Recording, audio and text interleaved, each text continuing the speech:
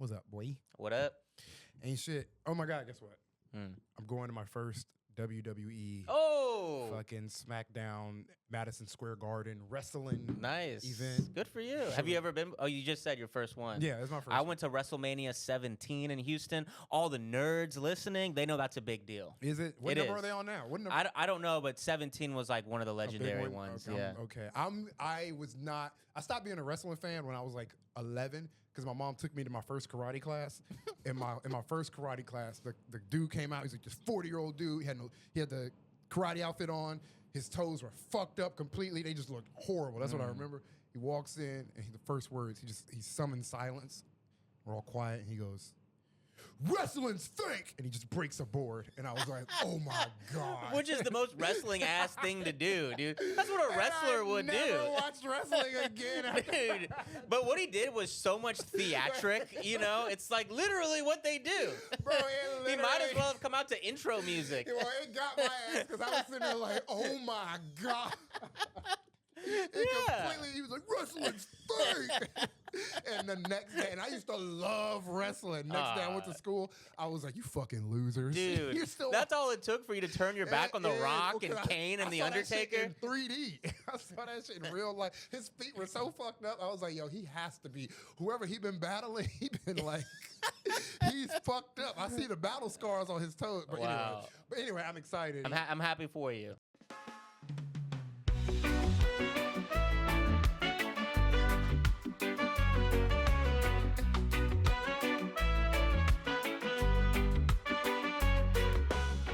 All right, welcome to KAWPS the podcast. With it. Keeping you updated on all the horrifying police news. Brought to you by two comedians. Let's go ahead and start with the headline roundup. Here are some of the police headlines of the last week. Why don't you start us off, Ashton? All right, gang. Cop in Colorado fatally shoots a man 9 times in the back. R.I.P. Jalen Seabrun. Cops in Florida fatally shoot a homeowner who called 911 to report a break-in. R.I.P. Jose Lopez. Jail cops in New York are being investigated for killing an inmate. R.I.P. Messiah Nantwi. Jail cops in West Virginia are facing a lawsuit for beating a handcuffed inmate to death. R.I.P. Nathan Jonah Kennedy. Cop in Florida who killed a man experiencing a mental health crisis will not face any charges. R.I.P. Daniel Kemp. 30 juvenile detention cops in California have been indicted for running a child fight club in the jail.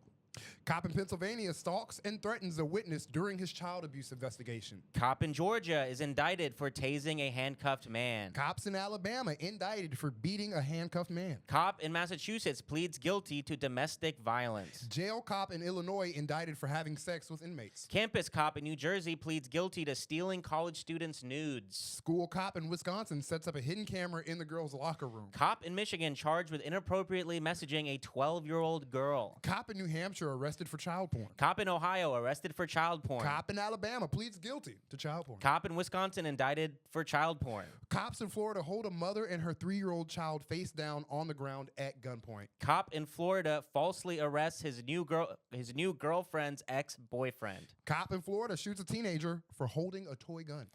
Woo! Goddamn. That never gets I never get used to that. It's always just dark and dark. Like, and then you try to like, let me add a little sunshine. No, it's fucking dark.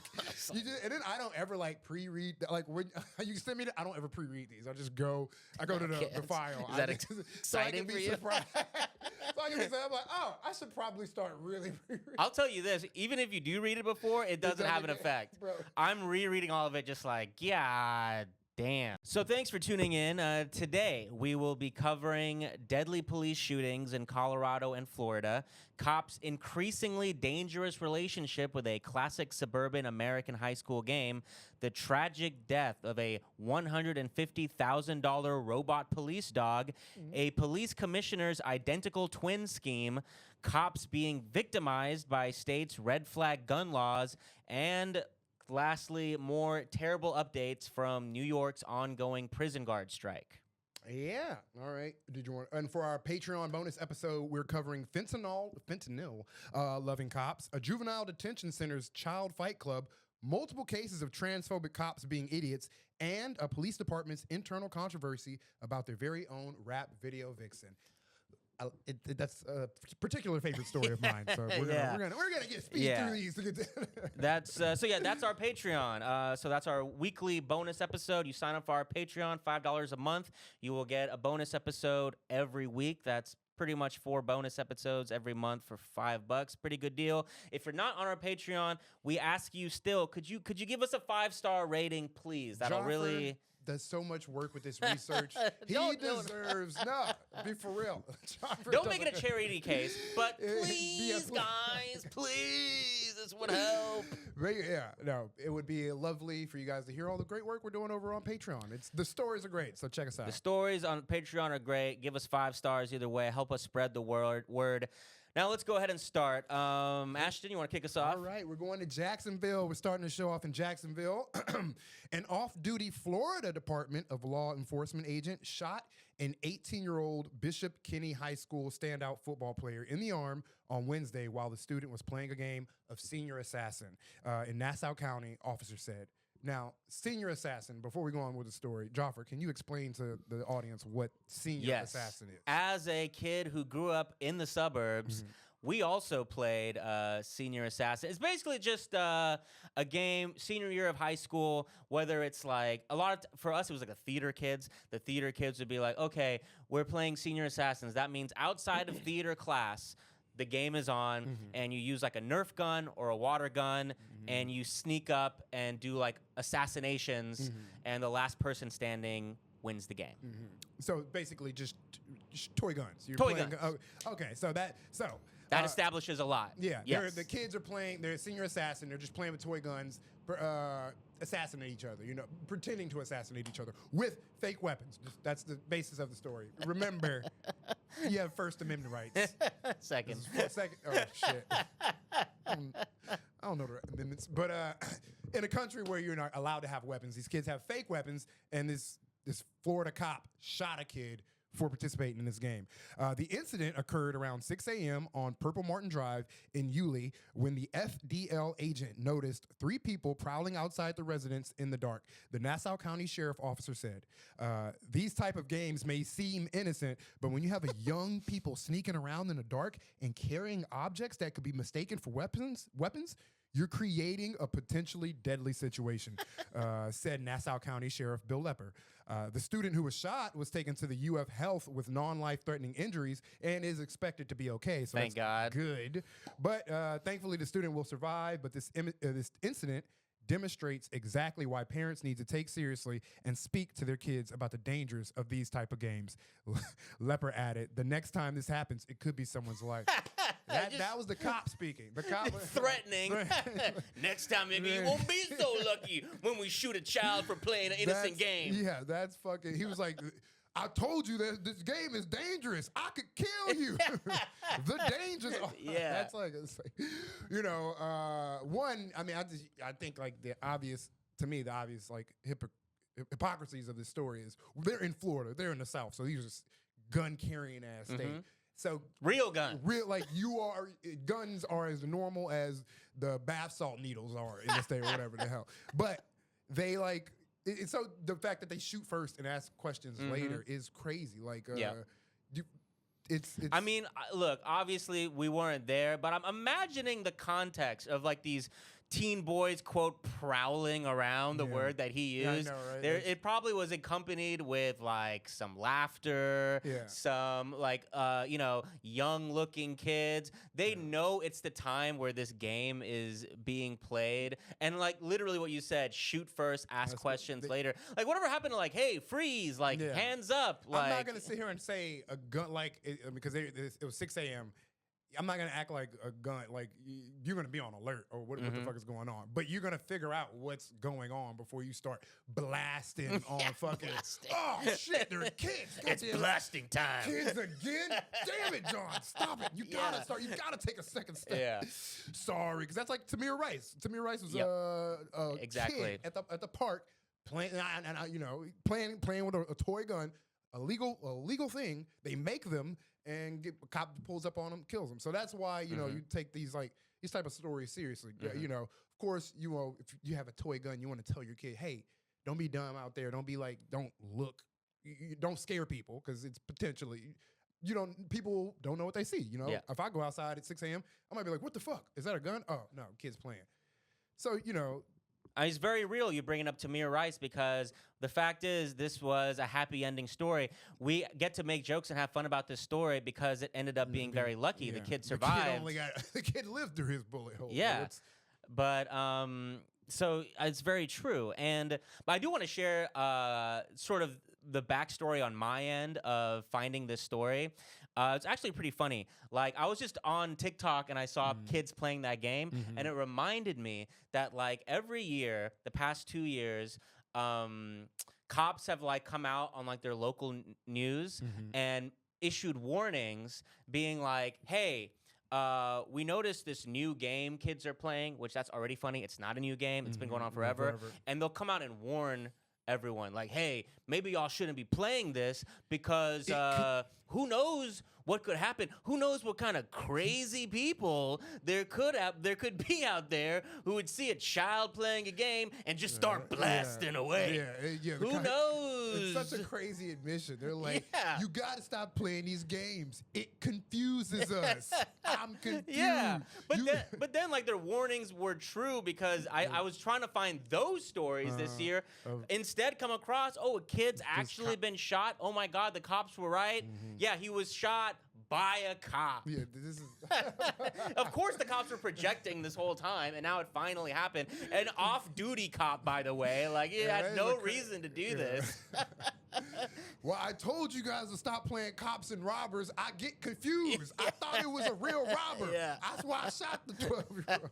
I thought he was real, man. All right, now we're moving to this story, which we love. And I'll just say it right now, pay attention to the names, to keep track of the names, because it might get a little confusing. New York Post, former New York City Police Commissioner Edward Cabin's twin brother allegedly impersonated him at a precinct station house in a brazen scheme to scuttle cops from probing illegal activity at clubs that were paying a protection fee, according to a complaint filed by a whistleblower, New York Police Department lieutenant. So we got a classic twin scheme going on here.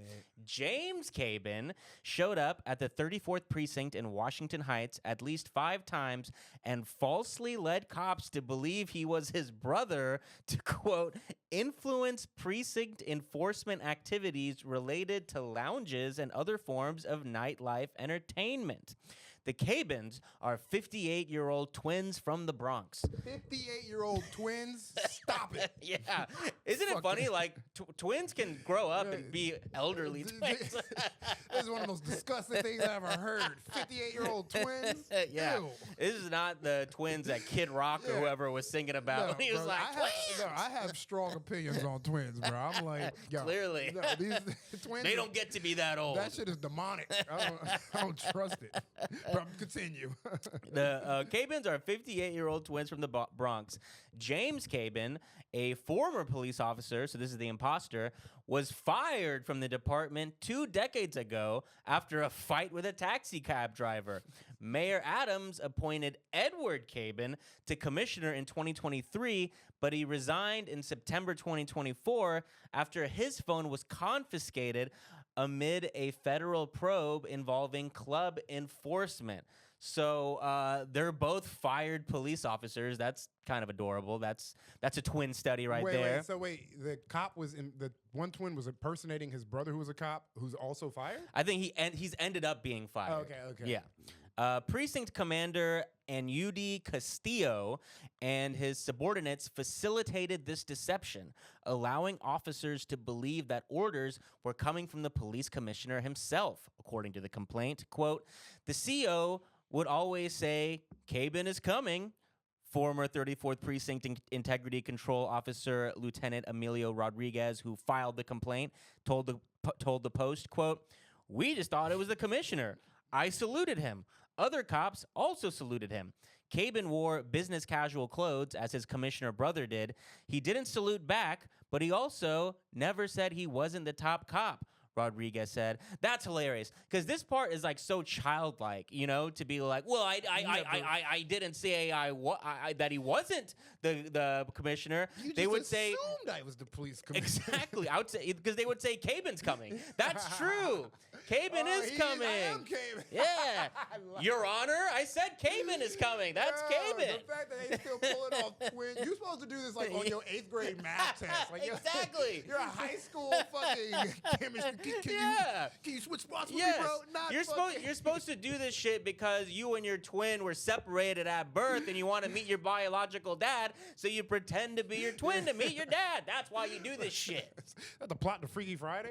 It's the plot of fuck. Which one, Andrea? It's the one with Lindsay Lohan. Lindsay Lohan. That's not Freaky. It is Freaky Friday. It's Parent Trap. It's Parent Trap. We're elder millennials. Yeah. We don't know any new twin stories.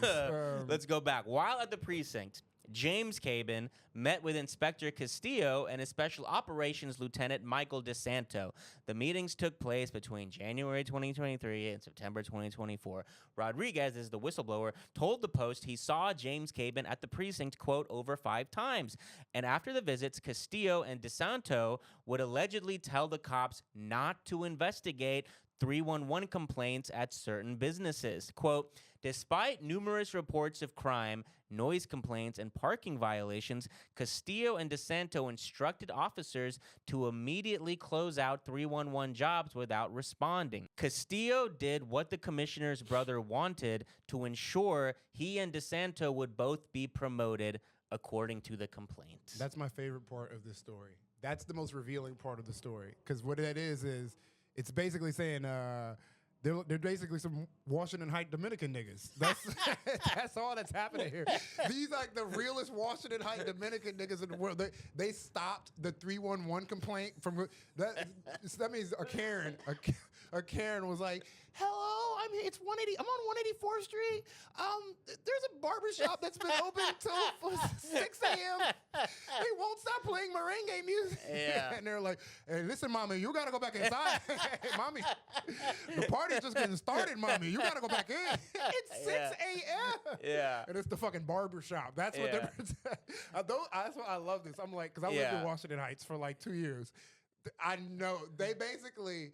You know, Washington Heights is nothing but hookah lounges, nightclubs, and barbershops, and delicious restaurants. And so these cops they're just protecting the culture of Washington Heights by, it's not even like the corruption is like stopping 311 calls for it getting loud. Like, bro, you live in Washington Heights. It's gonna be loud, dog. And it's a great example. It's a fun example, I should say, of like the answer to like, oh, if we get people of color in the force, it'll solve the problems. No, it'll just allow people of color to take part in the problems. So it is good. Like I support representation. Listen, you know, it's better than no representation. I support this style corruption just a little. It's fun because it's just cops being like, man, let's let niggas wild for a bit. Let them niggas wild. Let them go. You know what's my favorite part of the story? My favorite part of the story is that this twin scheme, this whole thing they did, like, was completely unnecessary because he pretended to be his twin brother who is the commissioner. Like, bro, your twin brother is already the commissioner. Like, your twin brother can just do it on his own. He can just say it. He can just say it. He can tell the orders to the thing. There's no reason for you to, like, pull off shenanigans. Why are there shenanigans in this story? It's absolutely unnecessary. I'm just imagining like their brothers are talking and there's like, yeah, no, I'll totally help you out. Get them to cancel those 311 calls. Got you, bro. And so I was like, but I was like, what? Well, you know what could be fun? You know what would be fun if I go in as you. Why? Because then I could be you, and then you could be me. You could be running the clubs. You know how you talk about you always want to manage a nightclub? He's like, no. He's like, well, just come on, bro. Just think about it. It will be fun. It will be fun. You know, it's a flawless plan. He's like, I don't know. It seems like a stupid plan. Unnecessary. Seems like an unnecessary, extremely dumb plan. This paper. Seems like I will also end up getting fired from the force. Just like you got fired, bro. That's fucking. Oh, that's insane. They do this. Dude, yeah, that is so it's so completely unnecessary. Yeah, it's like you said. This is not why you do your twin shit. You Yeah, do you it to do it pass for- an exam.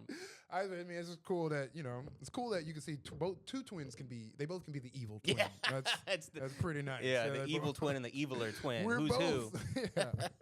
God, I just love that it's just Dominican niggas fighting for the right to play loud music till 9 a.m. in the morning. It's 9 a.m.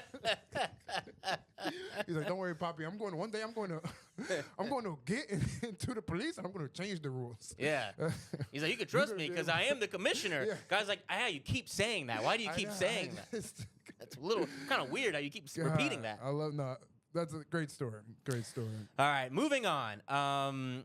So if you tuned in to our Patreon a couple weeks ago, we covered the ongoing New York prison guard strikes. We got some more terrible updates from that. But to catch everyone up, long story short, for months now, New York State prison guards have been on strike for, all the bad conditions of being a prison guard, which are very real, but also weird fascist shit. Like they wanted to repeal a law that protects people in solitary confinement, and they wanted to put people in solitary confinement for longer.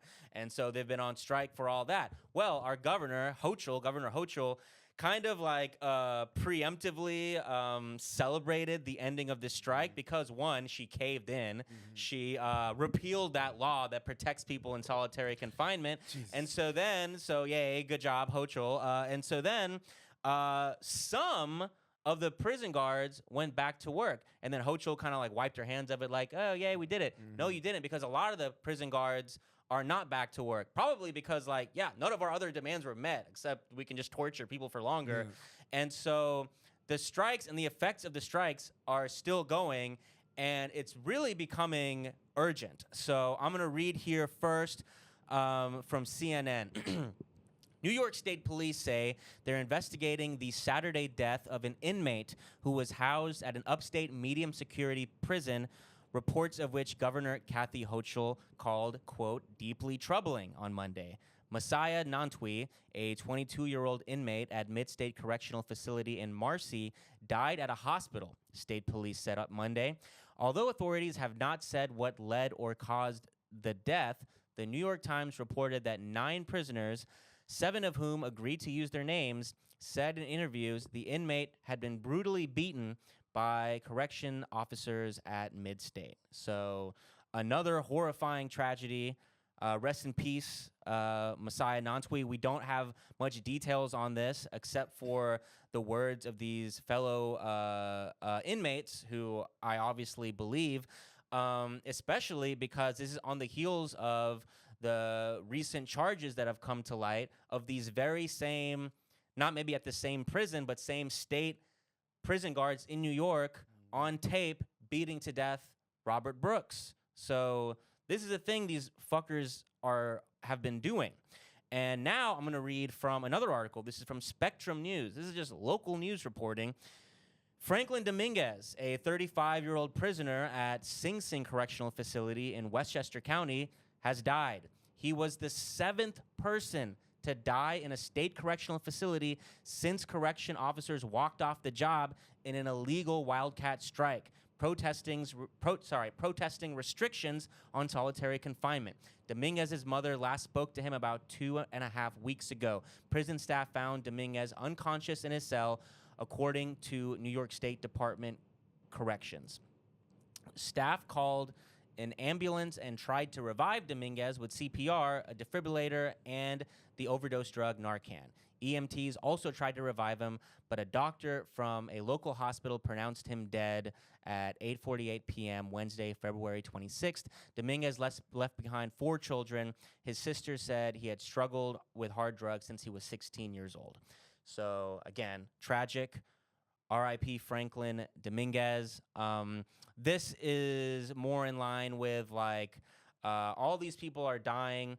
They are, at best, at worst, it's like the previous article I just read about Messiah Nantwi or Robert Brooks. At worst, they are getting beat to death. They are being murdered by these prison guards. At best, it's like Franklin Dominguez, where it seems like criminal negligence, where they're just not doing what they need to be doing, and they're getting access to drugs. They're being they're overdosing. Maybe they're being harmed by their fellow inmates. We don't really know, but at this point, 7 people have died during these strikes. This is a fucking crisis. Yeah, it's like the whole point of jail that we're sold on is like rehabilitation, and it's like you can't expect to rehabilitate people in this environment. And it's like, I don't know what do they expect people are going to come out of, like, who are doing their prison sentences, who have to, like, this is their prison sentence. It's worse than, I don't know, it's a worse sentence than what a judge could give them. It's like, okay, you're going to spend 5 years in jail for this crime, but also it's not just going to be regular jail. It's going to be the prison guards are going to be on strike. People around you are going to be dying. You're not going to have access to health care. Like, is that, you could die? It could be a death sentence. It's like, is there some form of? I know we throw people away. America's just okay with, if you're not middle class or rich, then you're in the, nobody gives a fuck about you. Especially if you're a criminal, then we can truly throw away your life. But damn, I know.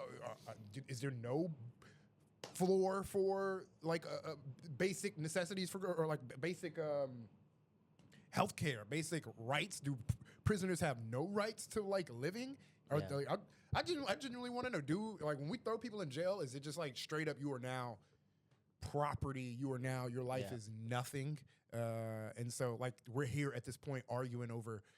Kathy Hochul and these prison guards are arguing over fucking torture techniques for these people instead of like healthcare facilities and like the thing jail is supposed to do, which is rehabilitate people.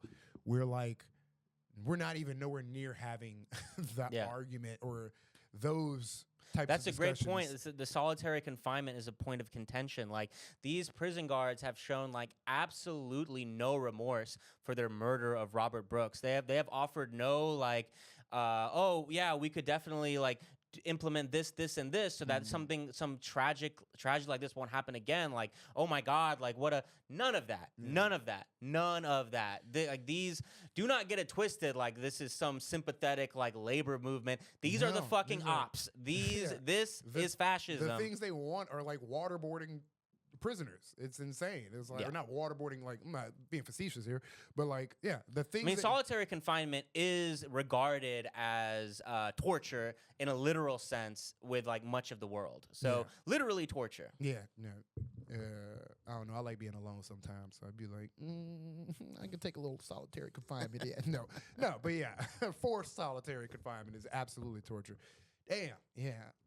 So just urgent current crisis going on. Well, I like read up York. on it, and I did see like the ultimatum she gave him is like, basically they told the prison guards that they got to return to work by Friday, which was we're recording this on a Sunday, and if the ones who don't, they could face criminal charges, or they could also, like, I don't know, go to jail or like face some fines or go to jail. They're threatening prison guards with prison, which is unique irony, which would make me go, if I was a prison guard, like, wow, we should really clean up some of these facilities. We should. I get on my knees like, no, you cannot send me there. Do you know what we do to people in there? Cruel and unusual. They trying to waterboard. They trying to put people in solitary confinement in there. You guys, we really got to do something about our prison conditions. So it's pretty ironic that they're threatening these prison guards with the act of going to jail, and while these prison guards' whole thing is like, make jail worse, make prison worse. Don't send us. It's like. I don't even know where to begin with this clusterfuck of a story. It's just like, it's like, it's dark for all these layers of darkness, and it's like all of it. Prisoners are we dying. can't even untangle this to get to the conversation of prison abolition. We're like in the threads of like this shit is psychotic fucked, irony and all of it. You got these fucking prisoners living in fucking pirate prisons damn near. It's just But yeah. But yeah, Just a little let's update. let's move on to more tragedy. We're now going to Colorado. I'll be reading from CBS. The Douglas County Sheriff's Office has recently released video of a deadly shooting by one of its deputies at the main event last month. Main event is like a family fun center. A Denver attorney who's representing the family of the man that deputy killed says not only was the shooting not justified, but the video contradicts the sheriff's office's statements. So this is a little bit confusing. So I'll just say this to kind of prime you all for what I'm about to read. There was a shooting that occurred inside this center, but when the cops arrived, they shot someone else unrelated to that shooting. So that shooting occurred just before midnight, so referring to the original shooting, on February 8th at the family-friendly entertainment venue at 64 Centennial Boulevard in Highlands Ranch. A shooting had occurred inside the venue, and a woman was later arrested and charged for her alleged involvement in that shooting. Before she was arrested, however, a Douglas County Sheriff's deputy responded to calls about the shooting and found a man with a handgun in the parking lot. The deputy, armed with a rifle, approaches the man and shouts, "Hey, drop the gun now." The video released by the sheriff's office shows that the deputy did not identify himself as law enforcement before firing those shots, although the emergency lights on his cruiser were activated. The narrator in the sheriff's office video says Sebron, that's Jalen Sebron, the man who was killed, turned toward the deputy. Glover, the lawyer defending representing Sebron, says Sebron was focused on protecting his family and only turned his head toward the deputy before the deputy shot him. Quote, Jalen's back was turned to the deputy when shots were fired. The deputy shot Jalen 9 times in the back. Jalen was in defensive mode, not attacking mode. If you look at the Douglas County Sheriff's Office own policies and procedures, you have to warn someone. Give them an opportunity to comply with the warning. You have to identify yourself as an officer of the law. So, well, yeah, just another tragedy. Rest in peace to Jalen Sebron. I'm going to real quickly give, this is another example, like all these, local news articles about the police, they all, try to be like middle of the road, try to be quote unquote fair and balanced, but you can't, once you're like in the middle of something that's so insane, your reporting is going to be skewed. And this is definitely skewed.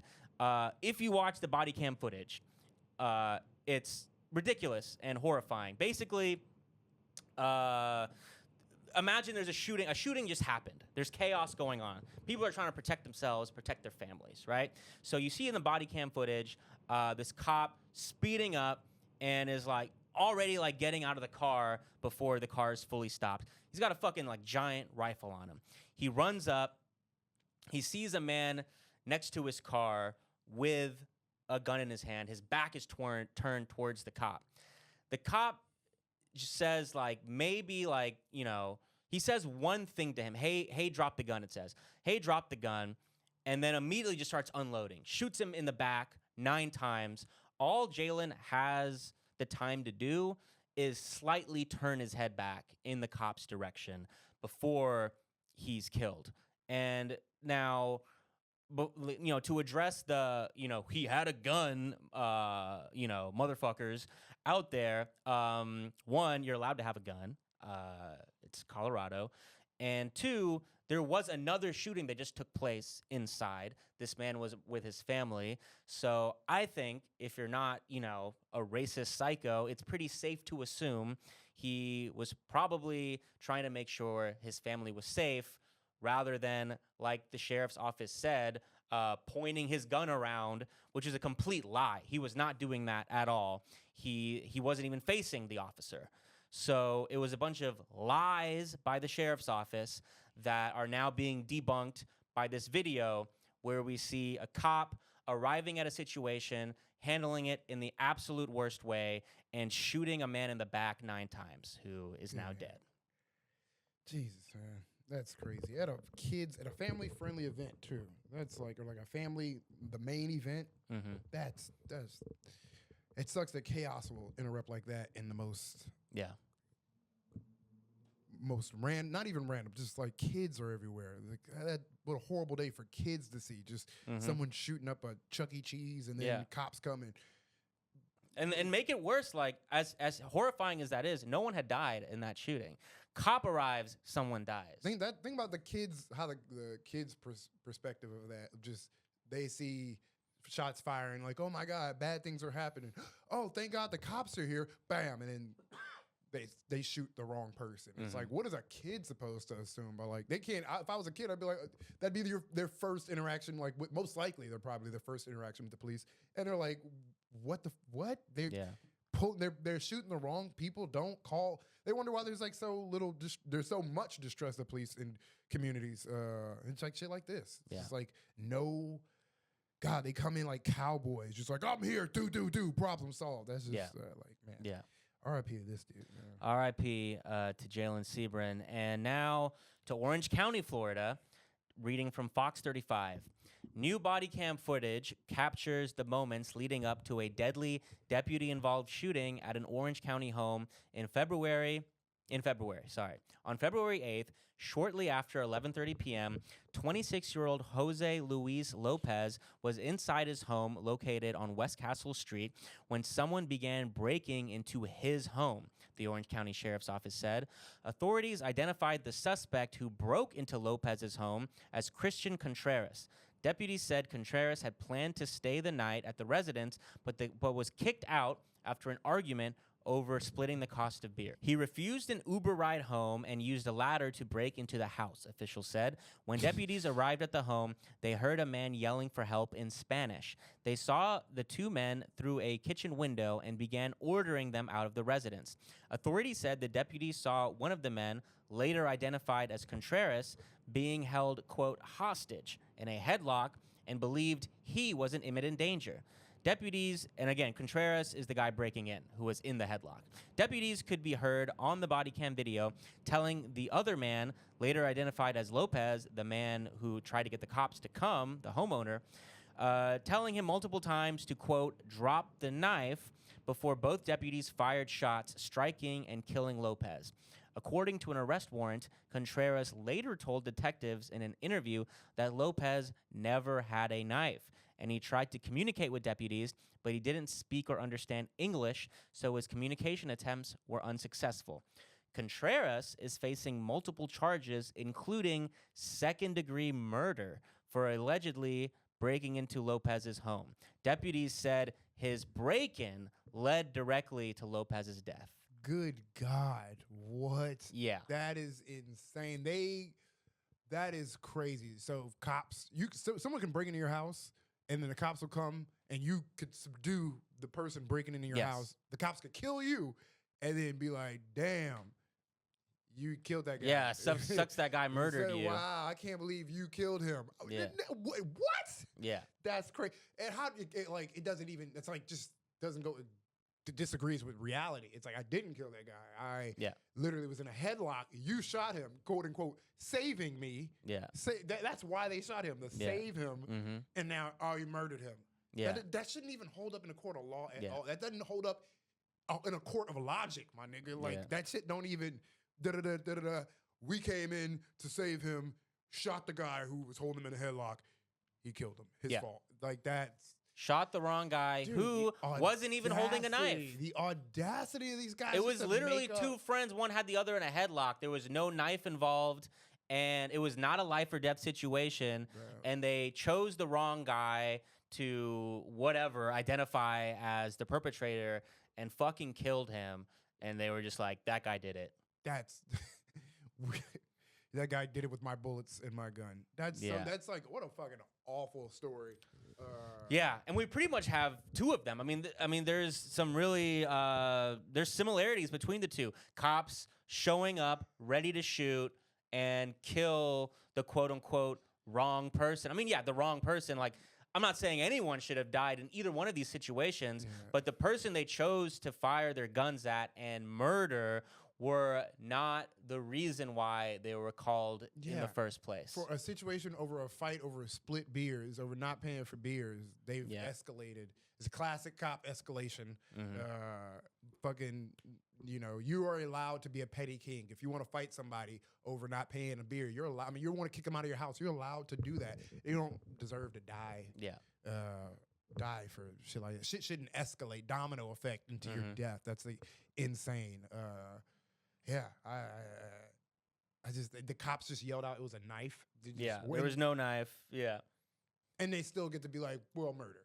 So we're like, I hope this dude lawyers up. I hope he's able to get off because that shit is just like no, I don't know, no jury. I hope a jury is able to be like, that's ridiculous. What are you talking about? Good luck to that guy. Yeah. And rest in peace to Jose Lopez.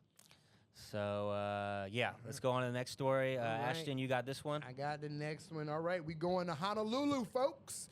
All right, in the throes of the COVID-19 pandemic, flushed with federal relief money, the Honolulu Police Department made national headlines for spending $150,000 on a goddamn robot dog.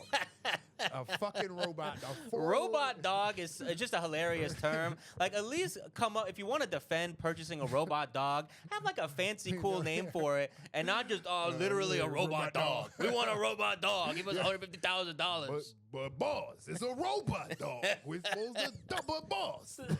How could you say no to the robot? Anyway, this four-legged machine that can walk and even dance, cool. Spot was ostensibly purchased to take people's temperatures at a city-run homeless encampment, an explanation that attracted so much criticism that HPD leaders were hauled before the Honolulu City Council in 2021. Yeah. These niggas bought a $150,000 COVID needle or COVID temperature checker. That's crazy. Yeah.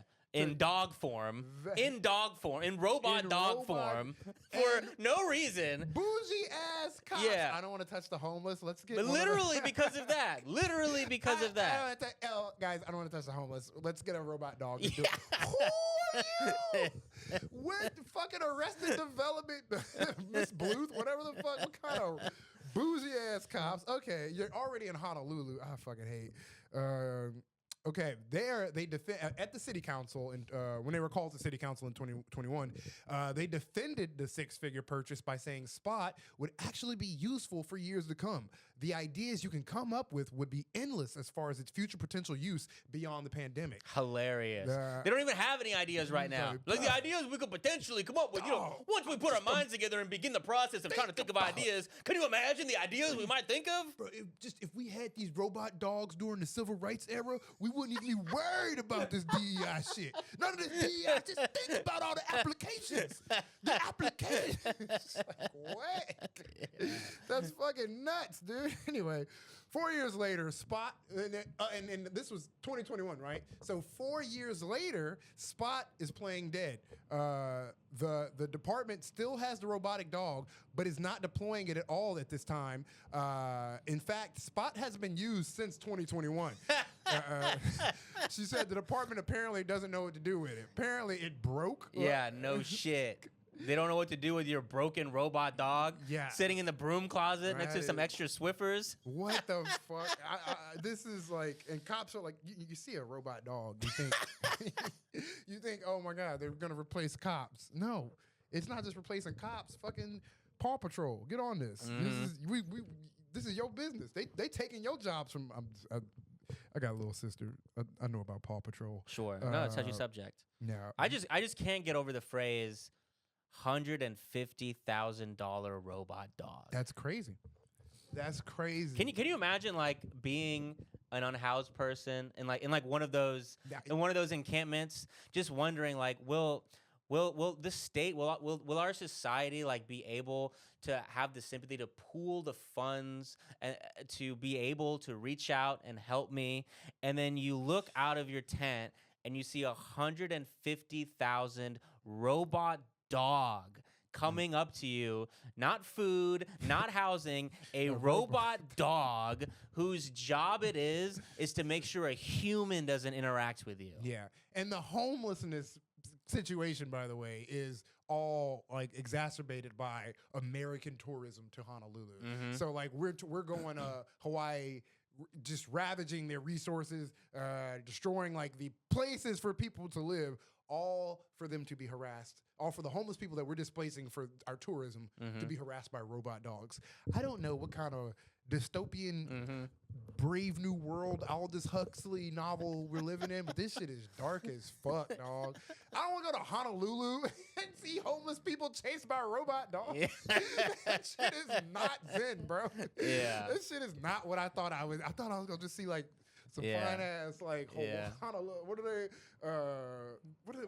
Yeah, hula dancers. I thought I was gonna see some sexy hula dancers. Yeah, but you know what the homeless people being chased by robot dogs. But you know what the tourism industry is doing now that they heard you say that? They're like, you know what? He's right. Our customers don't want to see that. Let's go ahead and buy up that plot as land as well. Put the homeless people on some floaties out in the water. You know, we could invest in some robot sharks to deal with them over there. With freaking laser beams attached. Man. Ashton's right. The point we need more land actually. That shit's crazy. What, man? You know, my ADHD brain I start thinking about cop dogs, and it just hit me like, damn. Scooby Doo, ACAB goes for Scooby too. That nigga was a fucking snitch ass nigga, dog. What the fuck? He would just goofily fuck up his way into putting people in jail. Fuck Scooby. I don't know. Sorry. I just started thinking about cop dogs, and Scooby came to mind. Yeah, it's a damn shame. Yeah, we can move on to the next story. All right, let's go to Michigan. Reading from. Oh wait, this is you. My bad. Yeah, you got CBS, this. Ashton. Michigan State Police documents show Michigan's red flag laws led to a firearm confiscation of 4 Detroit police officers, including 3 this January, since it went into effect last year. The law, formerly known as the Emergency Risk Protection Order Act, went into effect in February 2024 to allow courts to temporarily prevent people they feel are at risk of harming themselves or others from having or buying guns. Hilarious. Just listen to that. I said the law went into effect in February 2024 to allow courts to temporarily prevent people they feel are at risk of harming themselves or others from having or buying guns. Nigga, that's the whole police force. That's the entire police force. But I say all that to say, according to documents obtained by the Detroit News, 3 of the ERPO petitions were filed against officers with domestic violence allegations, while the 4th is related to threatening statements an officer made while in an emotional state. So essentially, these which, by the way, hilarious that they're called red flag laws. Yeah. It's like, yeah, dude, being a cop, red flag. Yeah, like, there you go. There you I go. don't know. He's just I like him. But Yeah, there are but, a couple. yeah. He does have a restraining order against his wife, and he legally can't own a gun. A few red flags there. Yeah. Yeah. Okay. Yeah. 10 out of 10, but there's a mass movement protesting against him right now. Yeah, that's so crazy. Red flag. Having a blue Lives Matter flag is a red fucking flag. But documents state that all 4 petitions were filed by the Detroit Police Department. We also contacted Detroit Police, who responded that circumstances can arise where a police officer exhibits behavior suggesting that they pose a risk to themselves or others. So that last part is interesting, that these, they're called petitions against these 4 cops from having guns were filed by the police department. Wait, what? The police bro. department were like, yo, we got to get rid of. Yeah, bro, you just read it out loud. I know I read it, but documents state that all 4 petitions were filed by the Detroit Police Department. You know, it didn't hit me until you read it. Yeah. No, but that's a lot of reading these out loud. I'm like, wait a minute, what the fuck? It hit me like it should, like it should have. That the cops filed their own petition on their own cops. Yeah. That's the fucking. Which is hilarious because it's like everything they will do except fire a cop. They're like, oh yeah, these motherfuckers, they're crazy. Don't give a gun to those motherfuckers. That's crazy. I know those cops are like feeling crazy. Not giving a cop. You can't take a. What the fuck am I here for? If I can't have a gun, like it's like taking a basketball away from LeBron. It is. I can't shoot. Yeah. He's chasing down some guy, and the guy's faster than him, so he just lets him run away with his life. That's not right. That's wrong. I was expecting me to talk it out. What the fuck? How do you? Yeah, you're expecting me to just catch up to him and arrest him? Come on, it's like taking a dick away from a porn star. How am I gonna fuck? Oh, yeah, God. I mean that's just crazy. Fire these niggas. What are you doing? The red flag law. Yeah. If they have restraining orders against their wives, if their wives have restraining orders, I think Yeah. I think you don't have to hire that person. Yeah. I mean, we didn't, as a society, we didn't really understand how much these red flag laws are just an attack on our police officers. Yeah, right. Oh, all of a sudden, people with domestic violence charges can't have guns? Yeah. Yeah, we know what part of society you're attacking right now. Yeah. This is blue violence. Blue lives matter. That red flag shit is fucking hilarious. Yeah. Though. It's like, oh, okay, yeah, he beats his wife. He's not allowed to have guns, but also he lied about his height. These are all red flags. Yeah. I don't know, guys. Yeah. Do you guys think? Do you think? 10 out of 10, Should 10, bud. should He's in the KKK. A little red flag. Should we give him a first date? All right. We go to. Oh, whoa! Is that? That's it. That's Yeah, the yeah. show. Gang, that was it. Those are the stories for today.